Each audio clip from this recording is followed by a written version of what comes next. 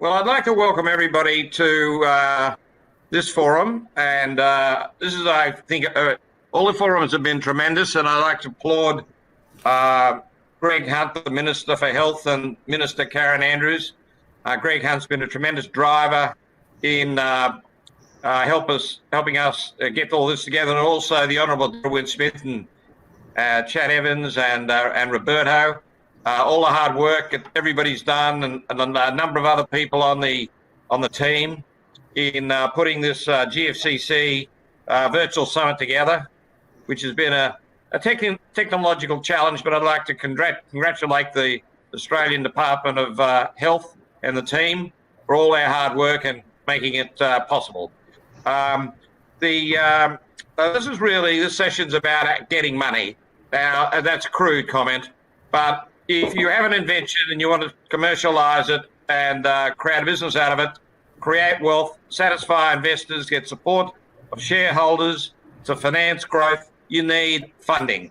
Now, there are different sources of funding and multiple sources of funding, and we're fortunate today to have people represented from different areas of funding.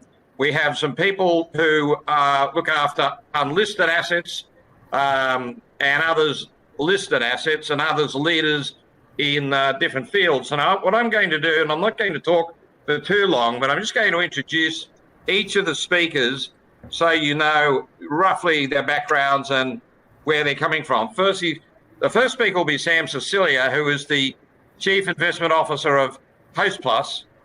And it is a $50 billion Australian superannuation fund for members of the hospitality industry. And they have a very large, for an Australian super fund, allocation to venture capital and unlisted developed capital, about $2 billion, I think. And they're also an investor in the CSIRO Healthcare Fund, which is commercialising inventions. As a couple of some other Australian super funds, Australian Super, HESTA, which is the Nurses Super Fund Savings Plan, and also CBUS, which is the Construction Industry Super Fund. So there's a number of funds have backed the CSIRO Healthcare Fund. Now, Sam will be talking about what criteria attracts him in allocating to managers and to investments, and what examples of successful investments, the sort of returns he expects over, say, a 5 or 10 year period. And I'll be asking everybody what sort of returns you expect from unlisted versus listed equities over a long time frame. And then we have Alicia Gregory. She is head of private equity at the Australian Sovereign Wealth Fund. That's not a super fund. It's a $200 billion plus sovereign wealth fund. They have in excess of $20 billion invested in private equity in venture and developed capital, so unlisted, as I say. And also they have another tranche of money, over $20 billion invested in healthcare medical research. And they're doing a great job. As Sam and also Manny Pole is different, and he runs a very successful listed fund, institutional backing. What Manny does is he picks growth companies with technological change, capital-light companies, and he can talk to examples of those. And there's a lot of examples that he's had tremendous success over 22 years investing, returning about 13% a year against benchmark of 8, and done very well, very experienced, and he's invested in all sorts of revolutionary, innovative business models like carsales.com and realestate.com and Domino's Pizza, which you might talk to, because it's quite interesting, the use of technology and innovation to create a wealth, and they've been very successful. And there's lots of other examples, and I think this session we'd like to talk about lots of examples. Then we've got Hero, Now, Hero is has had got a very, very senior role in Japan. And we're grateful the Hero Nishiguchi has dialed in from Japan. It's earlier there, but he is it's a leading network he heads of the top 100 chief executives in Japan, and it's like a private sector analog to the US Council on Competitiveness, and he's got the finger on the pulse of Japan's top industrial decision makers, including funding and financing of innovation. So it's wonderful to have you here, Hero. Welcome. And also welcome again to Gianna, who I've been on conferences before with the GFCC. Gianna's got enormous experience in Brazil, and in addition to a current role as at the Brazil National Confederation of Industry, which leads the top chief executive network to develop private sector innovation agenda. In a prior role, Gianna was special advisor to the president of the Brazil National Development Bank, the largest development bank of its kind in the world, based in Brazil, and is very fluid in the role of banks, institutional investors, and the innovation ecosystems. And she is also now leading a special project building an innovation ecosystem in Brazil with New York and Tel Aviv. So, Gianna's been to a lot of these conferences and spoke many times before. So we've got 5 speakers. We'll ask to speak for, say, 5 or 6 minutes each, and then invite people for questions. And I'll start off and be grateful, and I'm very grateful for all of your participations and contributions and preparations. And I'll ask Sam now to address us. Over to you, Sam. Thank you, Charles. It is indeed my pleasure to be able to contribute to this forum.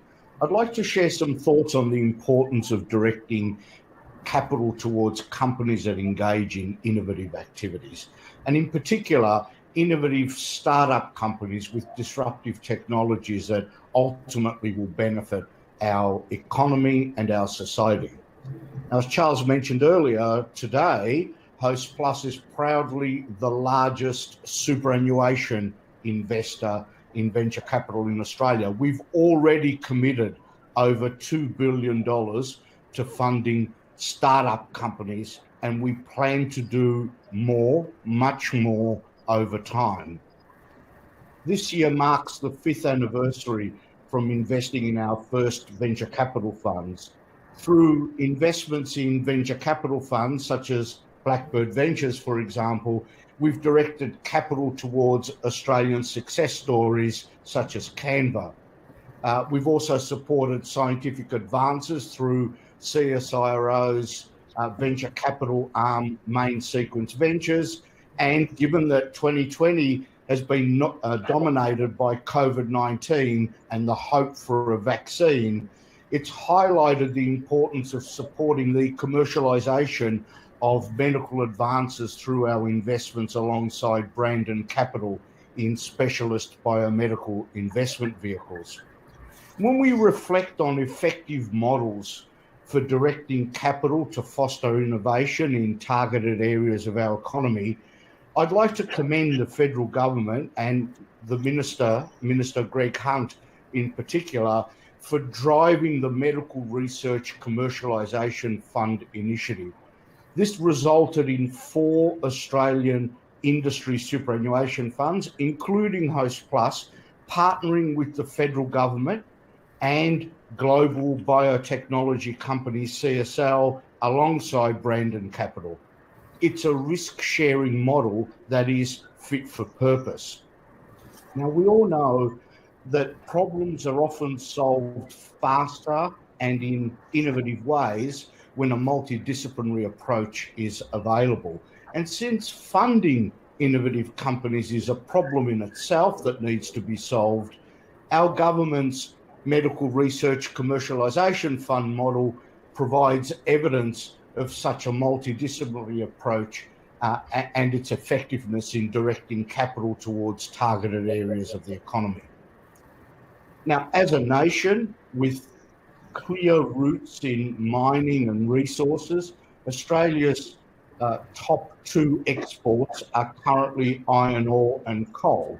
And while these activities remain an important source of revenue for the country, ultimately the future of our economy will be charted by activities that I like to call above the neck technology: healthcare, biomedicine, education, computing, and advanced manufacturing such as robotics.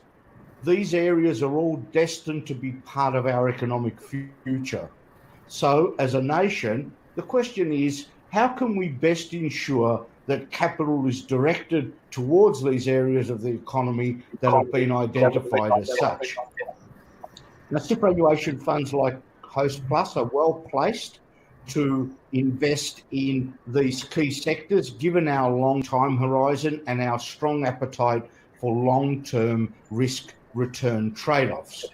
But let me be absolutely clear that the primary reason we invest in venture capital must always be to generate long-term risk-adjusted return for the financial benefit of our members' retirement savings. However, investments in venture capital also provide targeted funding and support to start up innovative companies. The secondary benefit to our economy cannot be divorced from the primary financial benefit objective because it simply comes with the territory. Investing in venture capital ultimately generates employment and contributes to repositioning our economy so that society is prepared for a future that we know will be vastly different to that of the past. From a portfolio construction perspective, we're clear about why we choose to invest in venture capital. Venture capital is a subset of private equity capital, which is typically provided by investors to start up or provide ongoing funding for early stage companies. What venture capital does is it typically seeks to fund new disruptive companies with perceived long-term growth. But the risks associated with companies in the early stages of their life cycle are greater. So there's potential that such investments will result in a large payout for investors. Typically, our expectation is that venture capital investments earn a premium, a 5 to 10% per annum premium above the return from later stage mature listed companies. Now, venture capital is very different to traditional private equity investing, so there are portfolio diversification benefits in being in venture capital because they invest in early stage of a company's life cycle, while private equity generally invests in expansion and buyout stages. That's essentially why venture capital is considered to have a higher risk and a higher return profile relative to traditional private equity. So in wrapping up, venture capital investments tend to have binary outcomes. That is, investors end up with either a tremendously successful home run or they end up with a capital loss. So when we invest in an early stage venture capital fund, we expect one or two underlying home runs will drive the bulk of that fund's return. And while the risks are higher, the payoffs can be significant, as demonstrated by companies like Atlassian and Canva. But of course, there are no free lunches. There are other risks in venture capital investments which are less significant than traditional buyout private equity investments. And those risks include technology risks, market adoption risks. For example, will there be a market for the product or service? It includes financing risk and legal risks with respect to patents, etc. So I'll stop here and be happy to answer any questions in the Q&A session. Back to you, Charles. Very good, Sam. Thank you very much. Alicia Gregory from the Future Fund our Sovereign Wealth Fund. Look forward to hearing from you. Yeah, thank you, and hi. Thank you for having me here today. As Charles kindly mentioned, we manage over $200 billion in assets today, and as the head of private equity, I manage almost $25 billion. And in our world, private equity cuts across venture capital, growth, and buyout. And one of the components of that portfolio that we manage is a fund known as Medical Research Future Fund. And this fund was established in 2016 to improve the health and well-being of Australia by providing grants and assistance to support medical research and innovation. The Medical Research Future Fund today is nearly $21 billion, and the earnings that come off this fund are used by the government to fund critical health-related projects. By investing in the Medical Research Future Fund, we are able to make available hundreds of millions of dollars every year to fund critical medical research here in Australia. Whilst the Future Fund plays no role in determining the projects and initiatives that receive the funding through the Medical Research Future Fund, the work that we do to generate returns on the fund is important to our people, and we are pleased to be able to play a part in this very important initiative. Since 2016, the federal government has disbursed more than $1.1 billion through 456 funding agreements. As an example of how the Medical Research Future Fund is being used, the government announced in June that it is investing $66 million to find a vaccine and treatment for COVID-19, as well as being better prepared for future pandemics. Similarly, 3 new research programs at the University of Melbourne have received vital financial support to help develop new classes of medicines in the battle against COVID-19. But it's not just COVID-19 related projects receiving funding from here. With the University of Sydney awarded more than $7 million for research projects harnessing artificial intelligence to diagnose and treat neurological and mental health disorders. Also, there was over $13 million provided to support 10 clinical trials researching innovative cancer treatments, including melanoma and childhood brain cancer. And as you can see, the role that we here at the Future Fund are playing in generating greater investment returns so that more of these initiatives can be funded is a really important part of what we do every day. We also invest, as Sam talked about, in venture capital and growth and buyouts. And the 3 reasons within our portfolio and the 3 reasons that we invest across venture and growth, the first one is return seeking, which I think Sam touched on there. We're looking great returns to be able to continue to fund these types of initiatives that I was just talking about. Another couple of reasons, though, we want access to companies across large parts of the economy that are not available from other asset classes. And the third reason we invest in the asset class is we do believe that portfolios want access to innovation within them.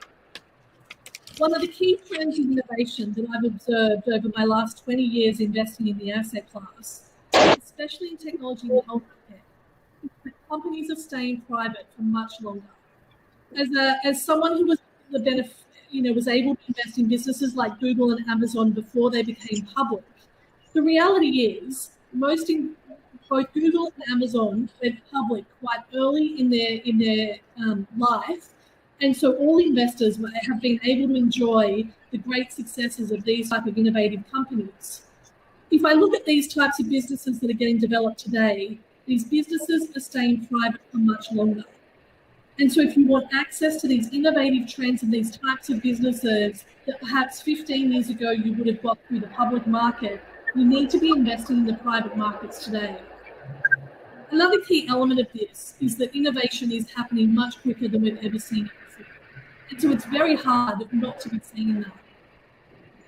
The third element of what we do in our portfolio is understanding these disruptive trends from our investments in our private markets portfolio allow us to think about how these trends may impact our investments in the other parts of our portfolio, including our public market portfolio, especially our public market portfolio. We're a big believer in a whole of portfolio approach where having the insights from our private markets allow us to make better decisions in other asset classes, including public markets.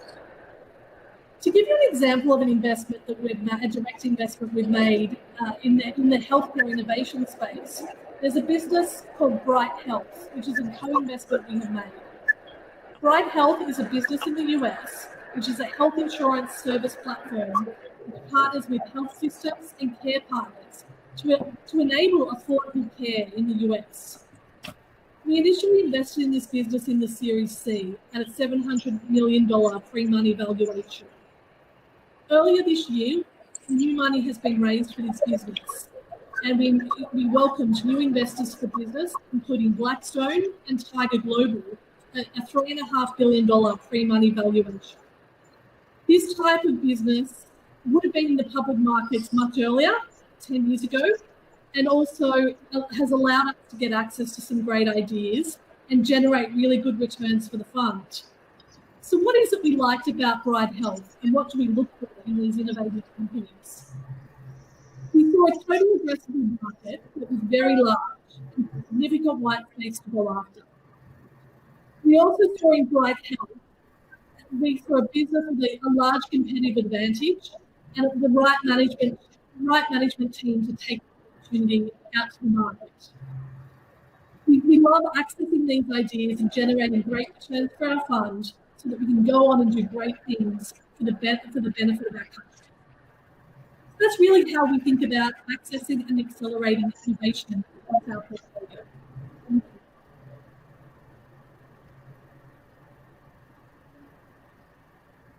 I think we've lost your voice, Alicia, but have you concluded your statement? Contribution? I have. Great, well done. Very good indeed. Manny Pole, the different listed equities. Over to you, sir. Thank you, Charles. Can you hear me okay? All clear? Very well, Manny. I mean, as you said, we're at the rock face, and we're the guys who are faced with the problem of making sure that people's life savings don't go down the gurgler and are put into decent investments. And by way of opening remark, I'd just like to say that, unfortunately, but investors have seen everything before, and what we have to do is figure a different way around the problem. What I mean by having seen everything before, is that if you go back in history, the Spanish flu epidemic of 1918 was the deadliest in history. It infected 500 million people, as we all know, and about 1/3 of the planet's population, and killed an estimated 50 million victims. The financial markets suffered an equal catastrophe, and in the index that I'll point to is the Dow Jones, which if you go and check the chart, you'll see that it peaked at 381 in September 1929, and then crashed to 41 in 1932. I mean, we've never seen anything like that, where the index has gone down to almost 20% of its previous value. And if you look at, and if you're a study of history, which we all are, Benjamin Graham was one of the few investors that actually survived that catastrophe. And in his book, Security Analysis, he highlights that one of the key facts of being able to do that was balance sheet strength in the companies that they invested in. So crossing the chasm, as this conference is entitled, or as I would refer to it, a paradigm shift in business model and approach to doing things, is not new. And we performed extremely well during the global financial crisis, which was caused by Lehman Brothers, and that was a similar crisis to what we've been through now. And in that case, balance sheet was also a problem. But if we look at the current crisis, it's not a balance sheet problem, because not only the government who have been behind this conference, but also the banks have been amazingly accommodating, allowing interest and capital and loans to be extended. So the problem this time was a different one, in that customers were locked up and couldn't get to the source of the business. But so in order to deviate your way around that and ensure that the capital that you're investing continues to perform, you need to have a way of dealing with it. And the investment process that we've built over the years caters for paradigm shifts by analyzing the companies into what we call 6 pillars. And the 6 pillars are simply, and I won't go into detail of them, but because I will talk about one relevant to this conference. But they really, when we are a bottom-up stock picker like us, you look at the industry, the business, the competitive environment, the financials, the management, and the sustainability of the business. Now, sustainability is the one that I want to focus on, and clearly one of the most important in the current world. If you look at sustainability in our framework, there are 3 desired characteristics that we want to see in companies that we invest in to ensure that we are able to grow investors' capital and ensure that it performs over time. The 3 pillars, or of the pillars, the characteristics in this particular sustainability pillar that we look at are threefold, and 2 of them are really simple and very interesting, and one has really come to the fore in recent years, which is clearly that the business is able to deal with ESG risks, and we all know what that is, so I won't go into that. But from a macro sense, we obviously look at the business being able to deal with risks in a macro sense. But most importantly and relevant to this conference is that we want to see a business displaying what we would call dynamic capabilities.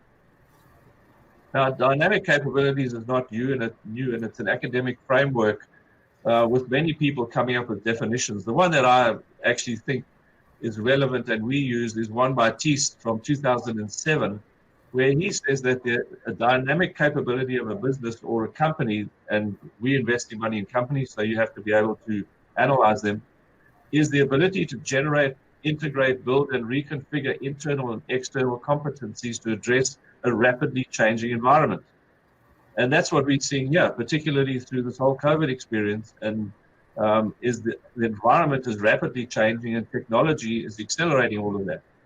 So we use this dynamic capability in our assessment of the sustainability of the business, because we know that a competitive advantage, which is what we always talk about, is not sustainable forever because the resources change from external impacts, for example, like COVID, or the governments when they shut economies down. They're essential, that is dynamic capabilities, in change-oriented times, and they help firms deploy and reconfigure their resource base. And what we want to see is that companies have these dynamic capabilities. The dynamic capabilities can be defined as 3 things: organizational learning, innovative practices, which is what everybody's talking about at this conference, or entrepreneurial action. And innovative practices is the most dominant one that we would focus on. And to Charles' point, how do we, some examples of this and things that we look at when we're analyzing companies? Well, clearly expenditure on R&D is important because it confirms that capital has been channeled into innovation and the reinventing of either the product or the markets. And if you have to wind back the clock for 10 years, some of the really fantastic investments we've made have been in companies like realestate.com, Cochlear, which is a medical device company, which you'd all be familiar with, A2 Milk, which is a really mundane business producing milk, but it's based on science around what people can digest in an easy way, and CSL, which is a really well-known company, and we're involved with mass-producing vaccines to help us overcome this whole COVID problem. But if you go back 10 years, real estate was investing 5% of its turnover in R&D. Cochlear was investing 13%. A2 Milk was investing 30% in R&D, and CSL was investing 8%. So that's a measure that you can get from our financial statements. But if you look at other companies that we've invested in, and Charles spoke about Domino's, Seek, and Car Sales, these are all examples of the ability of an organization to learn and replicate in new geographies and to use technology to turn their primary business on their head. PWR Racing, which is one that we've invested in, is an example of entrepreneurial ability extending into new businesses. So of the 3 traits that I spoke about, organizational learning, I've sort of given you an example of that, innovative practice as well, I've spoken to that, and entrepreneurial action. So the assessment of these firms, their dynamic capability, is highly relevant for technology stocks specifically, because the fast-paced nature of these industries that they operate in means that they have to have the ability to be on top of that at all times. And what I would say is that these dynamic capabilities have to be embedded in the firm's DNA. It's not like tick a box and, okay, we'll have these capabilities today. When we analyze companies, we have to be sure that it's part of their DNA, because while it may be good to invest R&D in new business areas, a lot of businesses fail to actually put R&D into renewing their own business. And the existing business, which is actually the goose that's producing the golden egg. So as firms move through their life cycle, their routines and behaviors become more easily sustained, and they take those models and actually apply them into other areas. And real estate is a good example of first mover rapid change, where business used technology to disintermediate an industry. And as that industry matured around what they were delivering, they were able to take that and take those learnings and go to other countries, like example, China and Brazil, etc. So early stage firms in industries that are more rapidly evolving are a bit more difficult to actually understand from a dynamic capability point of view, because in these scenarios, market shares have not been formed, change is high, and their path is not linear and not easy to predict. So it's much less about existing knowledge, but more so about rapidly creating situation-specific knowledge. And I think that's what we're seeing in this whole COVID environment, is that people are fast-tracking and developing situation-specific knowledge. So an example of this is Megaport, which is one of our holdings in our portfolio. It's an early-stage company in a fast-moving industry. And in this case, the business was relied heavily on Bevan Slattery, who provides really the intellectual rigor around applying business models to what a real new problems facing industries, particularly internet-based industries. So, Charles, I think I'll leave it at that and just open up for questions a little later on. That's excellent, Manny. Thank you very much. I'm going to invite Gianna Casio, the Innovation Director of the Brazilian Confederation of Industry, to call in from such a long way away. Gianna, welcome, and I look forward to hearing your contribution. Thank you very much. I would like to thank Deborah Winston-Smith and Roberto Varese and all the GFCC team for creating this amazing opportunity. It is an honor to participate in this debate with Mr. Charles Kiefel and all the other speakers. Well, I will start by pointing that industry is still a major agent in the innovation ecosystem of any country, even with the growing relevance of other sectors to innovative activities. And the Brazilian industry is aware of that. CNI, that is the Industrial Confederation of Industries of Brazil, and the entrepreneurial mobilization for innovation, that is a huge movement to foster innovation in Brazil, support that innovation is the driver for a competitive economy and must be the center of a development strategy for Brazil and also for the other countries. We have at May around 500 companies, the main entrepreneurial leaders in Brazil, they are gathered at May. Among them, the most innovative companies in the country, defending the agenda of science, technology, and innovation as the main strategy to develop our country. It is clear today that the negative impacts of the COVID-19 pandemic are more intense and could last longer than predicted in the beginning of this year. But this scenario has also influenced the way companies innovate. Today, to overcome the challenges of the global crisis and to innovate faster, industrial companies are using open innovation models more frequently. In Brazil, for example, several initiatives of collaborative innovation projects were created to solve urgent demand for manufactured products to fight to this new coronavirus. A large number of actions to connect startups, science and technology institutes, and researchers to companies and governments were created to fight the new coronavirus. Institutions linked to industry were able to accelerate this type of connection with models that can be pointed as best practice. The National Service for Industrial Training, SENAI, is an example. SENAI is part of the industrial system, is with CNI. So we have 27 innovation institutes and 57 technological institutes all over Brazil. SENAI offers to industrial companies the infrastructure and human resources for their research and development projects and activities. During the pandemic, products such as masks, face shields, and disinfectants were developed in collaboration in very short time comparing to the pandemic period. Another example is the Brazilian Company of Research and Industrial Innovation, that is Embrapa.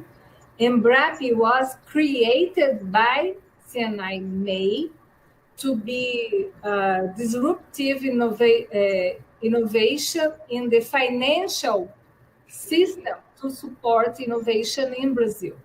Embrapa is a very important institution since its creation in 2013 and has invested more than 2 billion reais in open innovation projects between companies and research units, institutes.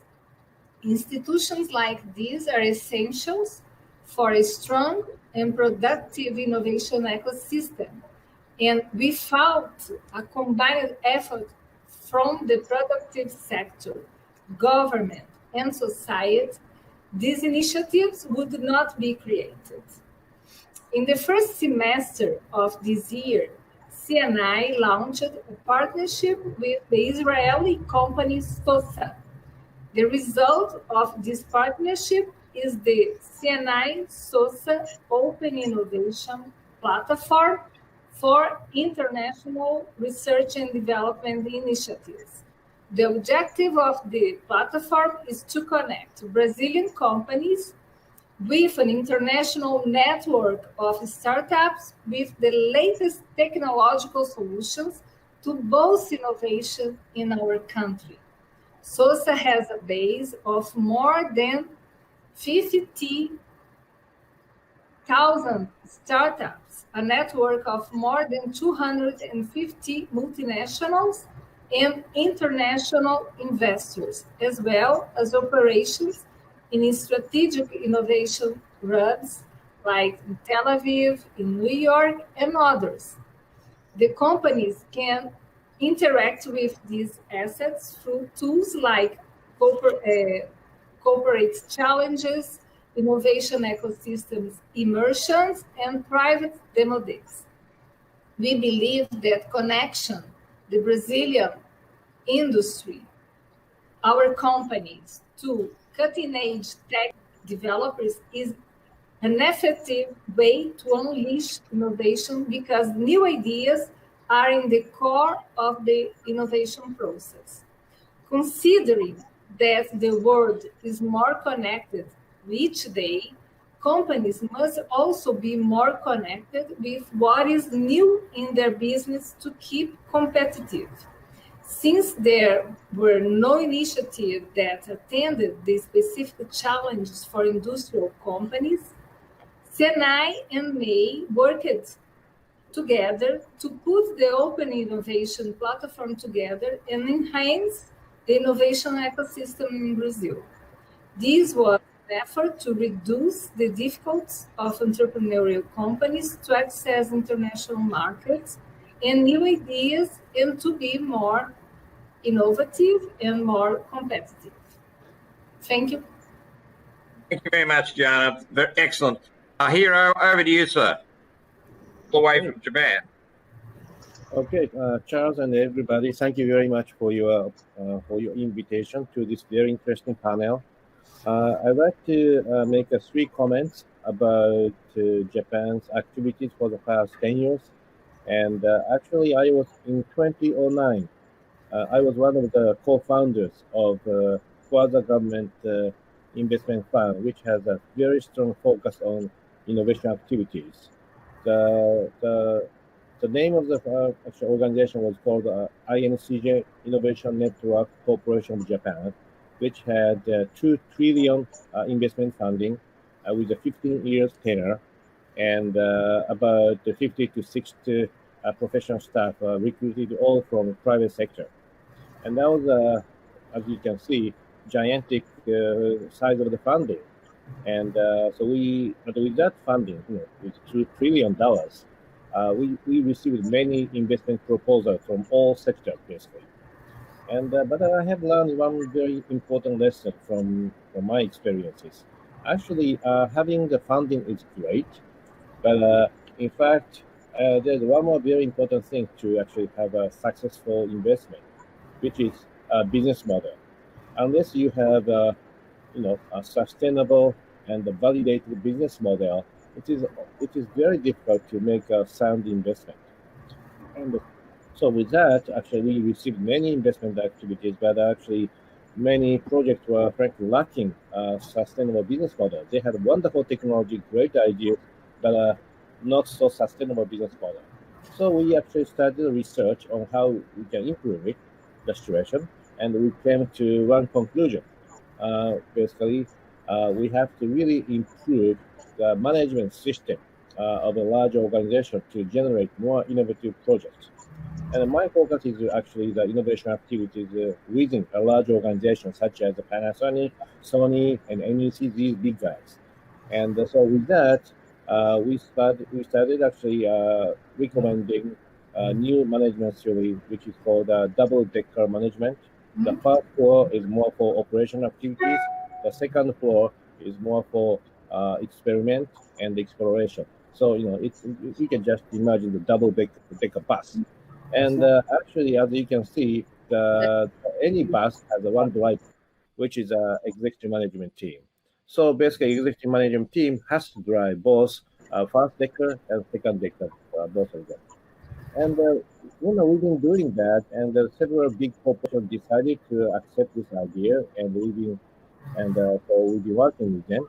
Then in 2013, actually ISO, International Standardization Organization, started technical committee work 279 to publish, to study, and to develop and publish innovation management system. And I've been representing Japan in designing such a global standard for innovation management system for existing organizations. And actually, in last year, last July, I think, we published the first ever international standard for innovation management system for existing organization. And basically, the theory, the standard is based on the understanding that innovation activities are non-linear activities. It's a back and forth activities, but those non-linear activities has to be supported by innovation management system. So I think actually, Manny was talking about dynamic capabilities, and when I was listening to Manny's presentation, I thought maybe these are very actually similar things, or we were talking about very similar things. And so basically, this IMS, Innovation Management System, is really encouraging a large organization to have a management system to produce innovation activities, which you will need funding, of course, from outside, one from inside, and to be successful. So with that, I think, again, money is important, funding is important, and we have many actually finance players around the globe, but also to connect the funding and entrepreneurs, we have to have a management system really to encourage and accelerate innovation activities. So I think these are three lessons, and I have learned from my past 10 years experiences. And I think I have to go back to Charles. Charles, thank you very much. Well, thank you, everybody. We've run over time. We could talk on for hours. We are so fortunate to have people with so much rich, proven experience. So thank you very much, Sam, Alicia, Manny, Gianna, and Hero. So grateful for your time and excellent contributions. We'll leave the broadcast now and go on to the next session. Thank you. Thank you so much. Thank you. Nice to meet you. Thank you. Bye for now. Thanks, Charles.